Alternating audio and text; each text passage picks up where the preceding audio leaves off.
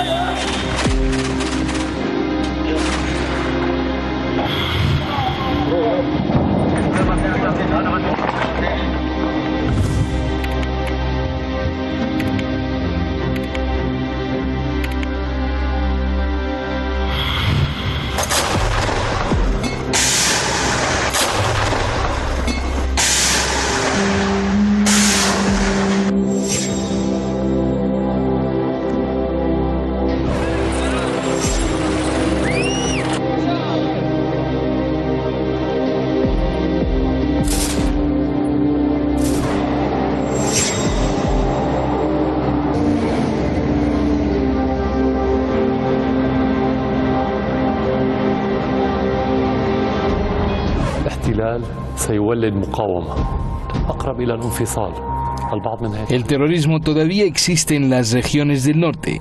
Lo que es aún más lamentable es que todavía se beneficia del apoyo de Turquía y los países occidentales, Estados Unidos, Gran Bretaña y especialmente Francia. Por lo tanto, todavía es temprano para hablar de la victoria. Turkey is in this for the long haul. Turkey is going to try and resurrect its Ottoman Empire ambitions, and therefore it needs to be reacted to in a very lightning quick strike by the Syrians, by the Russians, by the Iranians.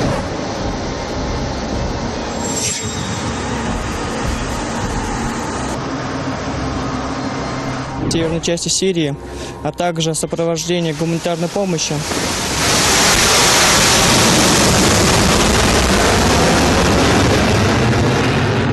У нас еще много задач по Идлибской зоне, потому что там большое сосредоточение боевиков, которые перебегают в другие страны, в том числе и в Ливию, кстати говоря.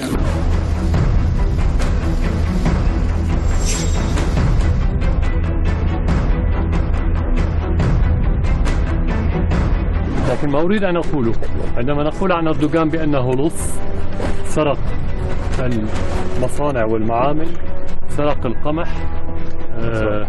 سرق النفط بالتعاون مع داعش، والآن يسرق الأرض.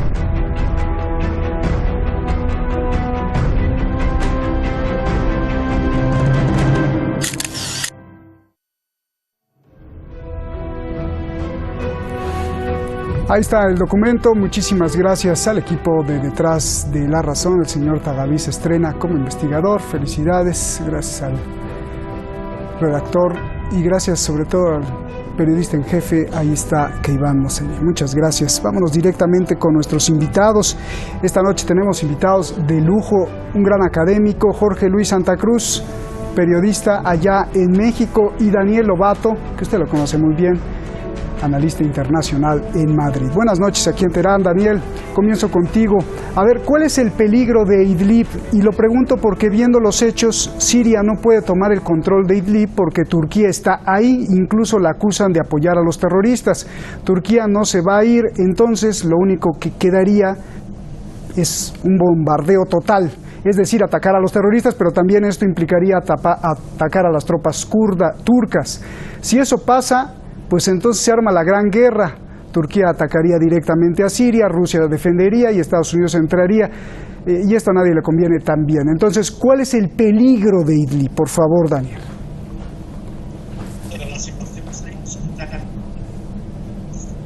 Luego irá un enfrentamiento entre Siria y Turquía. ¿Puedes repetir porque no se te escuchó? En todo caso, lo que está claro es que Turquía ha sido el gran enemigo del pueblo sirio y del Estado sirio durante estos 8 años de guerra. Ha sido el gran horno, la gran fábrica de terroristas, de dejar el paso libre, franqueado a terroristas, de suministrar arma, logística, edificios, tanto en Turquía como en las zonas conquistadas por los terroristas. Hoy en Idlib hay hasta 8 torres de vigilancia turcas dentro de las zonas terroristas. Recordemos que Idlib es un inmenso container de terroristas reciclados que en su momento han tenido etiquetas de Daesh, luego de Al-Nusra, luego de Hayat Tahrir al-Sham, distintas franquicias, pero en definitiva todos y cada uno de ellos pagados por Turquía. No se podrá conquistar Idlib si no es con un acuerdo a gran escala con Turquía a nivel geopolítico. Pero ese acuerdo puede llegar. Será la única forma en la que Siria podrá reconquistar Idlib. Y ese acuerdo será que Turquía pondrá encima de la mesa como precio el norte de Siria, toda la franja desde Jarabulus hasta Qamishli, para continuar y materializar su limpieza étnica que ya ha comenzado de población kurda y dejar una zona arabizada con refugiados sirios árabes. Ese será el precio que pondrá Turquía para ceder Idlib al gobierno sirio. Se ve oscuro, Daniel. A ver, Jorge Luis, la batalla por Idlib pues parece conducir a un callejón sin salida. Incluso el mismo Putin y el mismo presidente de Siria dicen que aún no se puede hablar de victoria. Por favor. Sí, efectivamente, tengo muy débil retorno de audio. Ruego una disculpa si no respondo a tiempo. Estimado Roberto, colega que nos acompaña, la situación en Idlib es sumamente grave porque, en efecto, el gobierno encabezado por el presidente turco, el señor Erdogan, se ve que está dispuesto a llevar la desestabilización a su máximo nivel. ¿Qué sucede en Idlib? Bueno, en realidad suceden 3 cosas. La primera, que el modelo unipolar, el modelo globalista, atlantista, se resiste a perder la hegemonía sobre el planeta. Número 2, no nada más está en juego la soberanía de Siria, porque lo vemos. Turquía, por ejemplo, sabotea las reuniones en Ginebra, en Suiza, que se han convocado para definir la nueva constitución de ese país, sino que en Siria, en Idlib, está también en puntos suspensivos la consolidación en Eurasia del modelo tripolar, del modelo encabezado por Estados Unidos, por Rusia y por China. Y finalmente, lo que sucede en Idlib nos muestra cómo descaradamente, además de Turquía, también siguen entrometidas otras potencias occidentales.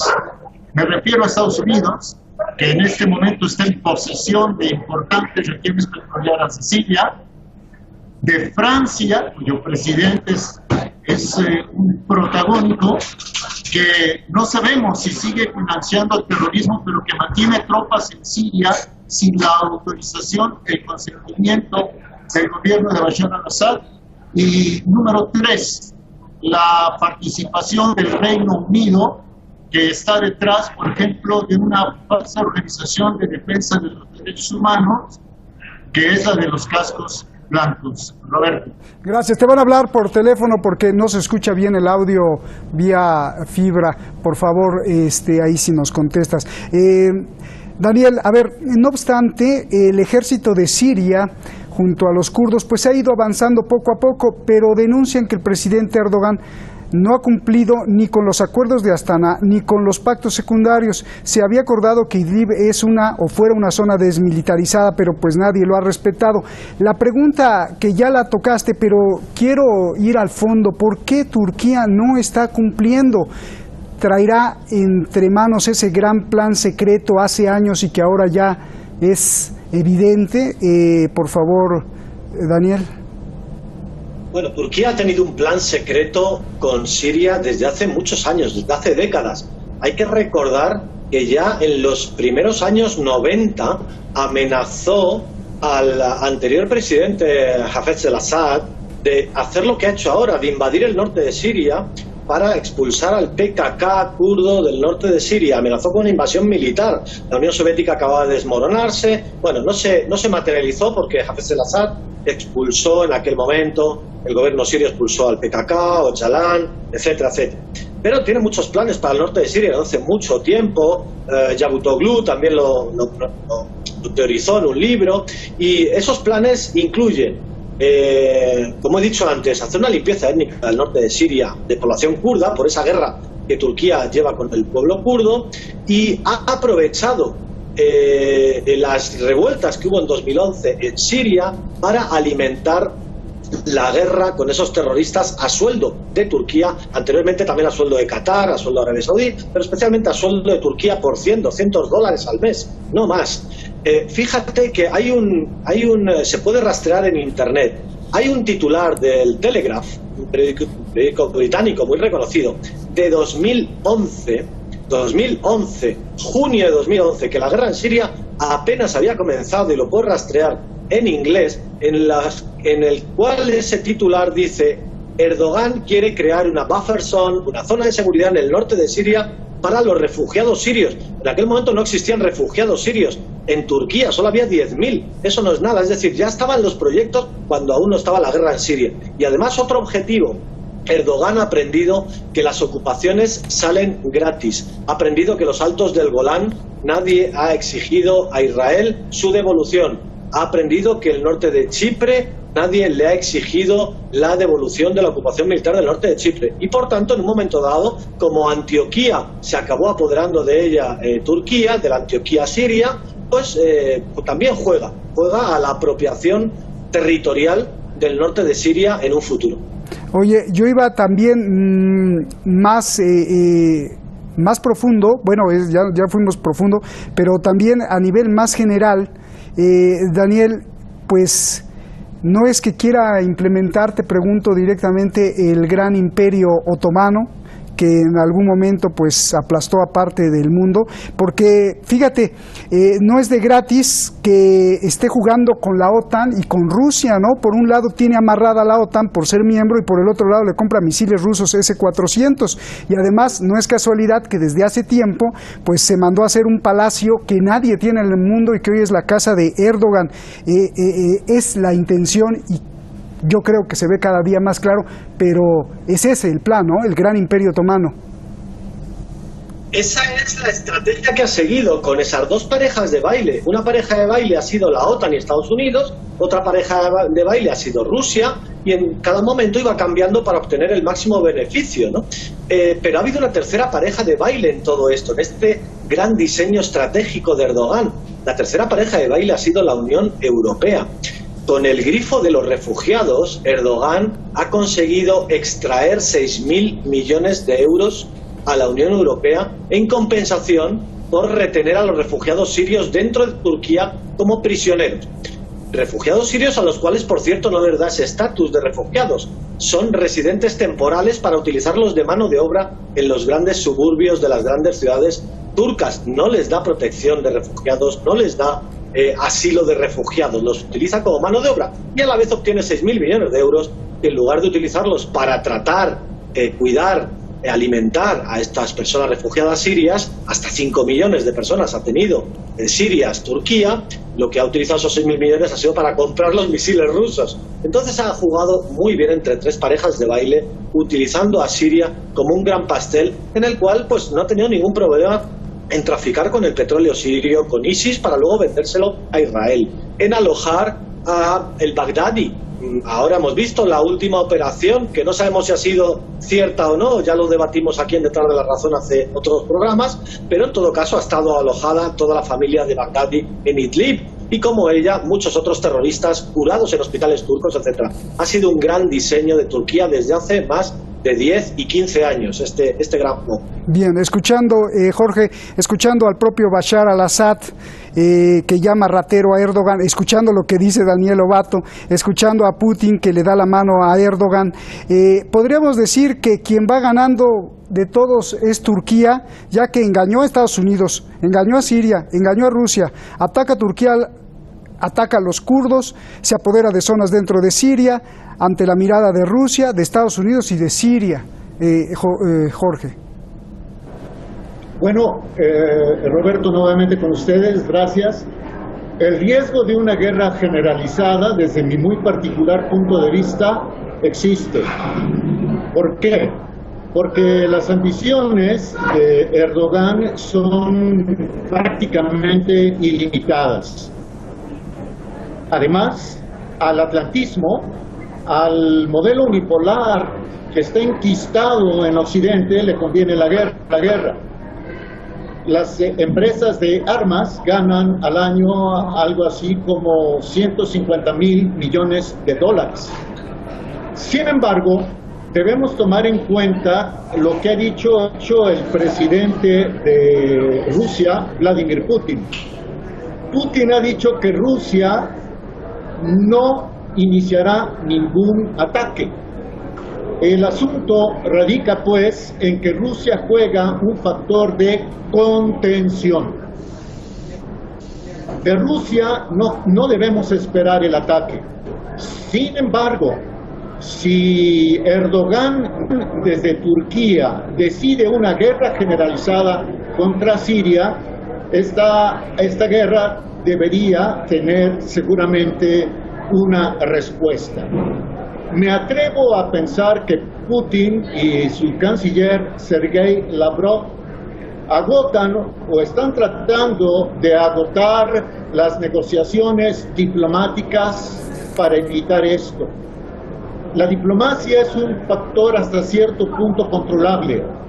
El elemento incontrolable es la personalidad y la ambición de Erdogan. Y con esto devuelvo los micrófonos y la imagen. Bien, Daniel. Oye, dos preguntas. ¿Por qué estos terroristas son tan resistentes? Solo para darnos una idea, Rusia informa que en las últimas horas han sido 80 ataques, pero en los últimos meses ha lanzado 11.000 ataques aéreos ahí en Idlib. Y los terroristas siguen de pie. Y dos, pues esto implica un gasto de miles de millones de dólares, ¿no? A ver. Bueno, pues siguen ahí por la sencilla razón de que siguen cobrando su dinero. Como en Libia, como en Siria, estos falsos guerrilleros de la libertad comenzaron desde un inicio cobrando sueldo de Qatar. En aquellos momentos, hace 8 años, eran $1.000 al mes. Luego la cosa se ha ido devaluando por los años de guerra, por la crisis económica en la que está sumida Turquía, etcétera, por el relevo que ha dado Turquía a esos pagos. Y claro, cuando alguien hace un modo de vida, esa lucha a través de dinero, sin ningún ideal, pues al final conviertes eso en un modo de vida en el cual te conviertes en alguien poderoso, en el cual tienes muchas mujeres esclavizadas yesidíes, capturadas en Irak, o tienes esclavos de otro tipo y poder. Y mucho dinero, joyas, traficando con artesanía, con antigüedades sirias o con petróleo sirio. Es decir, se tiene poder, se tiene dinero, se tiene la capacidad sobre la vida y la muerte, y se tiene además incluso tanques Leopard. Hemos visto algunas de las milicias terroristas mercenarias de Turquía en Idlib y en el norte de la franja norte de Siria con tanques Leopard de la OTAN alemanes. Entonces, bueno, esto es increíble que esté suministrando el segundo ejército de la OTAN, como es el turco. El primero es Estados Unidos, el segundo ejército de la OTAN es Turquía. Pues bueno, está suministrando, y sobre todo pues porque Europa le hemos dado 6.000 millones de euros a Turquía a cambio de no cumplir la legalidad internacional con las personas refugiadas, a cambio de que las encierre en cautiverio turco a esas millones de personas sirias. Entonces le hemos proporcionado suficiente dinero como para chantajear a múltiples dimensiones, a Siria, a la Unión Europea, a Turquía, a Rusia, a Estados Unidos, a todo el mundo con el fin de obtener sus objetivos. Bien. Decía 11.000 ataques aéreos hechos solo en Idlib, hechos por Rusia. Esto sin duda, Daniel, pues significan un gasto tremendo para Rusia. Y ahora yo te pregunto, Jorge, viendo esto, ¿por qué es tan importante Siria para Rusia? ¿Y es solo la posición geoestratégica o qué cosas más hay que le importan a Rusia? Por favor. En realidad es la posición geoestratégica. Si me permiten, yo quisiera mostrar en un mapa mundi dónde se encuentra Turquía. O sea, Turquía está en el eje, en el centro que conecta a Europa, a Eurasia y que conecta al Medio Oriente y muy cerca de África.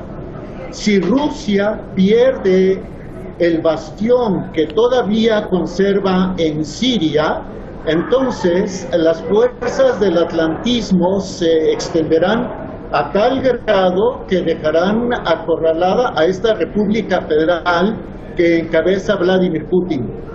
A eso agreguemos, por favor, el asunto del petróleo, el asunto del gas y, por supuesto, el asunto que tiene que ver con el acceso que pudiese conectar a Rusia con la nueva ruta de la seda de China. Lo que a juicio de un servidor se debería hacer por parte del gobierno ruso y por parte del gobierno chino y del gobierno sirio es que de una buena vez y por todas, Roberto, Daniel, se exhiba ante el mundo entero todo lo que está detrás. Escuchaba yo a Daniel dar puntualmente cifras, datos. Bueno, que se abriera toda esa documentación y que el mundo conociera qué es lo que está detrás de estos afanes guerreros. Roberto. Bien, Daniel, hay la posibilidad de que algunos expertos dentro de Rusia dicen que fue impulsado Vladimir Putin, si no es que ordenado por la Iglesia Ortodoxa que está en el Kremlin, para que no cayera Siria, ya que Siria hay también lugares santos como Palmira, como Mulala, donde se habla arameo, por ejemplo, el lenguaje de Jesús, o Palmira, que es uno de los lugares donde están las iglesias cristianas más antiguas, y que de hecho ahí bueno, pues han tratado discretamente los rusos de reconstruir todas esas iglesias y monasterios cristianos. Hay también esa posibilidad que tenga un tinte de la unificación, sobre todo rusa, a través de la Iglesia Ortodoxa. Es verdad que es lamentable porque el arameo, que era la lengua franca de la antigüedad, era el idioma que hablaba Jesucristo y se hablaba incluso hasta el imperio mongol, hablaba arameo y escribía en arameo, en siriaco.